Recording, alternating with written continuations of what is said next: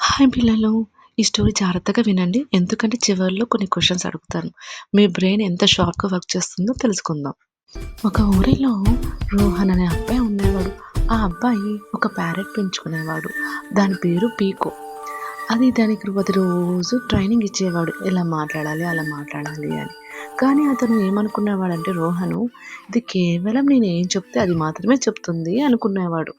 రోజు రోహన్ పొరపాటున window open చేశాడు. పీకో బయటికి ఎగిరిపోయింది. రోహన్ ఆందోళనతో వెతుకుతూ ఎక్కడున్నావు పీకో, పీకో ఎక్కడున్నావు అని పిలిచాడు. కొంతసేపటికి పీకో తిరిగి వచ్చి రోహన్ భుజంపై కూర్చుంది. పీకో నెమ్మదిగా రోహన్ భయపడకు, నేను వచ్చేసాను అని చెప్పింది. అప్పుడు రోహన్ ఆశ్చర్యంగా చూశాడు. ఏంటి పీకో మాట్లాడుతుంది, నా భావాలను అర్థం చేసుకుంటుందని ఆశ్చర్యంగా చూస్తున్నాడు.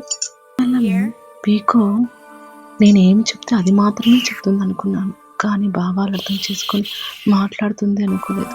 తప్పుగా అనుకున్నానని నేను చాలా బాధపడ్డాను. ఆ రోజు నుంచి పీకోని ఒక పెంపుడు జంతువులా కాకుండా ఒక స్నేహితుడిగా భావించేవాడు. ఏంటంటే ఎవరిని తక్కువ అంచనా వేయకూడదు. చిన్నవాళ్ళైనా, మాట లేని వాళ్ళైనా, ఎవరినైనా సరే సమానంగా చూసుకోవాలి. ప్రతి ఒక్కరిని ప్రేమతో, గౌరవంతో చూడాలి. ఇప్పుడు మీ మెమరీ పవర్ ఎంతుందో టెస్ట్ చేసే టైం వచ్చేసింది. ఫస్ట్ క్వెషన్ ఏందంటే, రోహన్ పెంపుడు ప్యారెట్ పేరేంటి?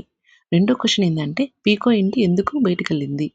చివరగా రోహన్ పీకో గురించి ఏమనుకున్నాడు? లాస్ట్‌లో ఈ కథ నీతి ఏమి తెలుసుకున్నారు? ఇవన్నీ మీరు కరెక్ట్‌గా ఆన్సర్ చేశారంటే మీ బ్రెయిన్ చానా పవర్‌ఫుల్.